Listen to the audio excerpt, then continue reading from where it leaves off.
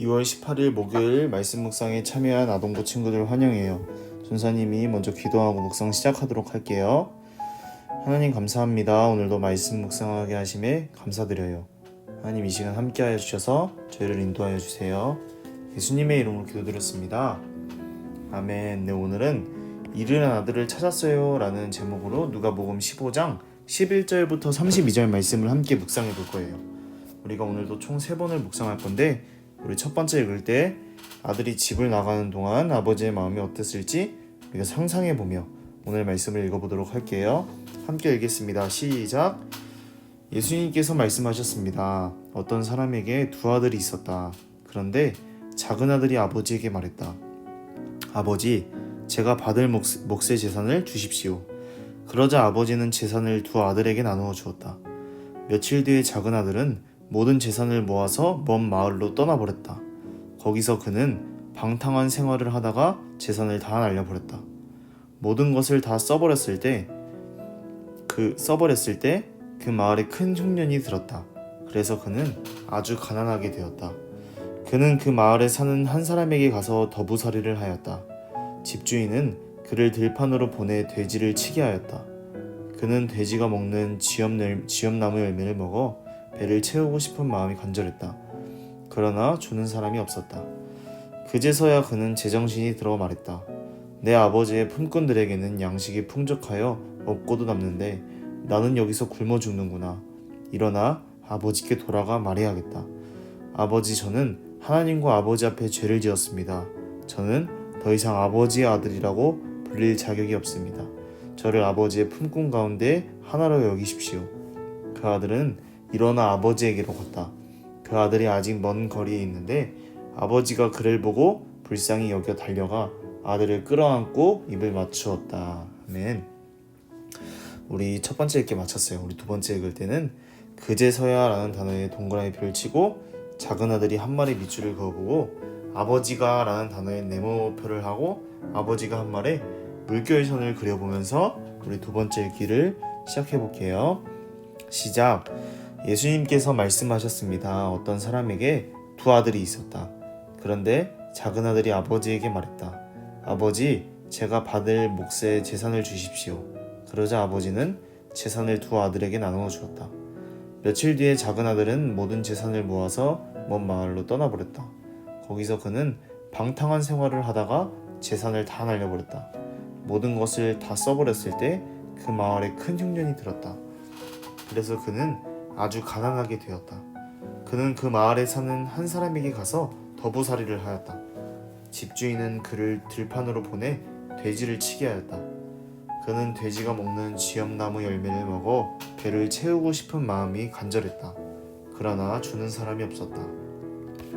그제서야 그는 제정신이 들어 말했다. 내 아버지의 품꾼들에게는 양식이 풍족하여 먹고도 남는데 나는 여기서 굶어 죽는구나. 일어나 아버지께 돌아가 말해야겠다. 아버지, 저는 하나님과 아버지 앞에 죄를 지었습니다. 저는 더 이상 아버지의 아들이라고 불릴 자격이 없습니다. 저를 아버지의 품꾼 가운데 하나로 여기십시오. 그 아들은 일어나 아버지에게로 갔다. 그 아들이 아직 먼 거리에 있는데 아버지가 그를 보고 불쌍히 여기 달려가 아들을 끌어안고 입을 맞추었다. 아멘. 우리 두 번째 읽기도 마쳤어요. 우리 세 번째 묵상할 때는 작은 아들은 무엇을 깨달았는지, 또 집으로 돌아오는 작은 아들을 보고 아버지는 어떻게 했는지 우리 한번 보면서 묵상해 볼게요. 작은 아들은 무엇을 깨달았나요? 18절에 보니까 내 아버지의 품꾼들에게는 양식이 풍족하게 먹고 남는데 나는 여기서 굶어 죽는구나. 일어나 아버지께 돌아가 말해야겠다. 하나님과 아버지 앞에 죄를 지은 것을 아버지께 일어나 돌아가서 고백해야겠다는 것을 이 아들이 깨달은 것이죠. 네, 한번 적어볼까요? 하나님과 아버지 앞에 죄를 지은 것을 깨달았죠. 두 번째 질문. 집으로 돌아오는 작은 아들을 보고 아버지는 어떻게 했나요? 우리가 보니까 아버지가 그를 보고 불쌍히 여겨 달려가 아들을 끌어안고 입을 맞추었대요. 멀리 있는 아들을 보고 아버지는 불쌍히 여겨 달려가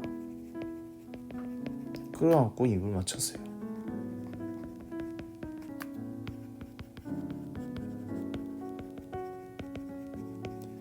네, 친구들은 적어보세요.